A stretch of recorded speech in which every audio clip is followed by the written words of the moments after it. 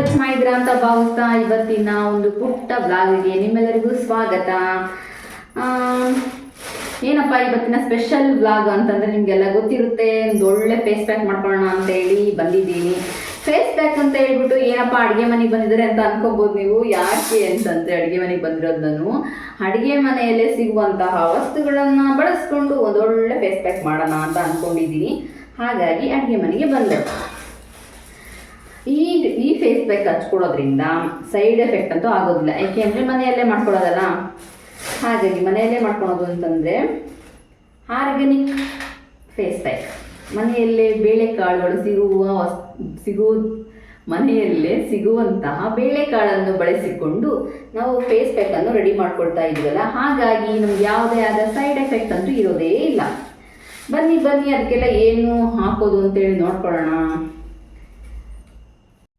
ಮೊದಲಿಗೆ ಕಡಲೆಬೇಳೆ, ಮಸೂರ್ ದಾಲ್, ಅಕ್ಕಿ, ಹಾಗೆ ಬಾದಾಮಿ, ರೋಸ್ ಪೆಟಲ್ ಹಾಕೊಳ್ತಾ ಇದ್ದೀನಿ.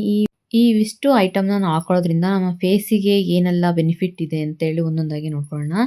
ಕಡಲೆಬೇಳೆ ಹಾಗೆ ಅಕ್ಕಿ ನಮ್ಮ ಮುಖದಲ್ಲಿರುವ ಜಿಡ್ಡು ಅಂದರೆ ಆಯಿಲ್ ಅಂಶ ತೆಗೆದು ಟ್ಯಾನೂರು ಸಹ ರಿಮೂವ್ ಮಾಡುತ್ತೆ.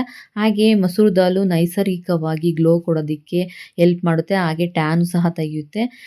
ಬಾದಾಮಿ ವಿಟಮಿನ್ ಇ ಕೊಡುತ್ತೆ, ಫೇಸಿಗೆ ಮಾಯ್ಶ್ಚರೈಸರ್ ಆಗಿಯೂ ಸಹ ಕೆಲಸ ಮಾಡುತ್ತೆ. ಹಾಗೆ ರೋಸ್ ಪೆಟಲ್ಲು ನಿಮ್ಗೆ ಗೊತ್ತಿರೋ ಹಾಗೆ ನೈಸರ್ಗಿಕವಾಗಿ ಗ್ಲೋ ಕೊಡೋದಕ್ಕೆ ಹೆಲ್ಪ್ ಮಾಡುತ್ತೆ. ಇವಿಷ್ಟು ಒಂದೊಳ್ಳೆ ಫೇಸ್ ಮಾಸ್ಕ್ ಆಗಿ ನಮ್ಮ ಫೇಸಿಗೆ ಒಂದೊಳ್ಳೆ ಗ್ಲೋ ಕೊಡೋದ್ರಲ್ಲಿ ಒಂದೊಳ್ಳೆ ಪಾತ್ರ ವಹಿಸುತ್ತೆ ಅಂತ ಹೇಳ್ಬೋದು. ಇವೆಲ್ಲ ಮಿಕ್ಸಿಯಲ್ಲಿ ರುಬ್ಬೋದೇ ಒಂದು ದೊಡ್ಡ ಟಾಸ್ಕ್. ಇವೆಲ್ಲ ಪೂರ್ತಿ ಗ್ರೈಂಡ್ ಆಗಬೇಕಲ್ವಾ.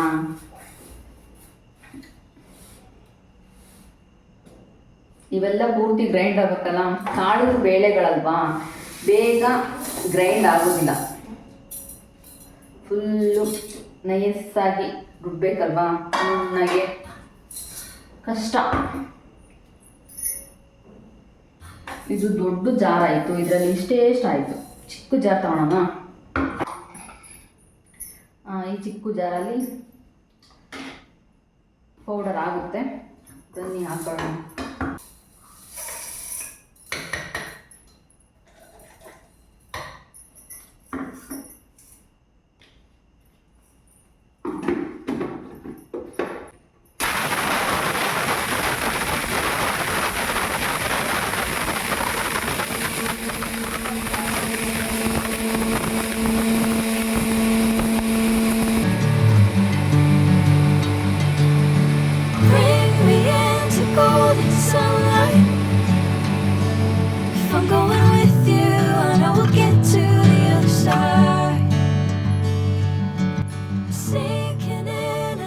ಸ್ವಲ್ಪ ಪೌಡರ್ ಆಗಬೇಕು.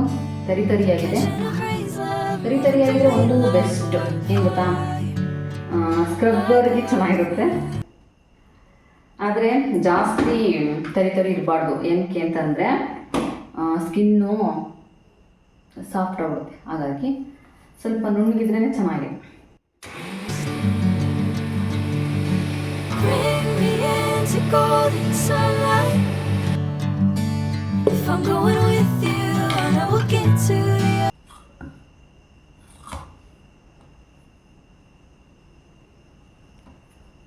ಈ ರೀತಿ ಆದರೆ ಸಾಕು. ಯಾವುದೇ ಕೆಮಿಕಲ್ ಇಲ್ಲದ ಒಂದೊಳ್ಳೆ ಹೋಮ್ ರೆಮಿಡಿ ಫೇಸ್ ಪ್ಯಾಕ್ ರೆಡಿಯಾಗಿದೆ ನೋಡಿ. ಜಾಸ್ತಿ ತರಿಯಾಗೂ ಇಲ್ಲ, ಸ್ವಲ್ಪ ಇಟ್ಟಿಟ್ಟಾಗೇ ಇದೆ. ಇದನ್ನ ಫೇಸ್ ಪ್ಯಾಕ್ ಹಚ್ಕೊಳ್ಳೋದ್ರಿಂದ ನಮಗೆ ಒಂದೊಳ್ಳೆ ರಿಸಲ್ಟ್ ಸಿಗುತ್ತೆ ನೋಡಿ. ಇಷ್ಟ ಆದರೆ ಸಾಕು.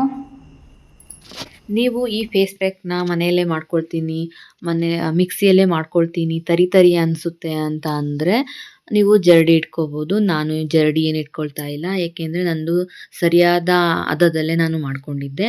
ಹಾಗೆ ಈ ಫೇಸ್ ಪ್ಯಾಕಿಗೆ ನೀವು ಪ್ಲೈನ್ ನೀರಾದರೂ ಹಾಕೋಬೋದು, ಇಲ್ಲ ಅಂತಂದರೆ ರೋಸ್ ವಾಟರು, ಹಾಲು, ಇಲ್ಲ ಮೊಸರು, ಇದರಲ್ಲಿ ಯಾವುದಾದ್ರೂ ಹಾಕ್ಕೊಂಡು ನೀವು ಮುಖಕ್ಕೆ ಹಚ್ಕೋಬೋದು. ನಾನು ಪ್ಲೈನ್ ನೀರಲ್ಲೇ ಫೇಸ್ ಪ್ಯಾಕ್ನ ಹಚ್ಕೊಳ್ತಾ ಇದ್ದೀನಿ.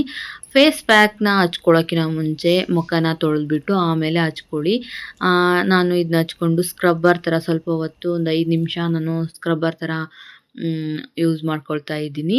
ಮೆಲ್ಲಕ್ಕೆ ಅಂದರೆ ಸ್ಮೂತಾಗಿ ನಾವು ಮಸಾಜ್ ಮಾಡಬೇಕು. ಯಾಕೆ ಅಂತಂದರೆ ಸ್ವಲ್ಪ ತರಿಯಾಗಿರುತ್ತಲ್ವಾ, ಸ್ಕಿನ್ನು ತುಂಬ ಸಾಫ್ಟ್ ಆಗಿಬಿಡುತ್ತೆ. ಹಾಗಾಗಿ ಸ್ಮೂತಾಗಿ ಮಸಾಜ್ ಮಾಡ್ಕೊಂಡು ಆಗಿ 15 ನಿಮಿಷ ಇಲ್ಲ 20 ನಿಮಿಷ ಮುಖದಲ್ಲಿ ಹಾಗೇ ಬಿಟ್ಟು ಅದು ಆರೋ ತನಕ ಬಿಟ್ಟು ನಂತರ ಫೇಸ್ನ ತೊಳಿಬೇಕು.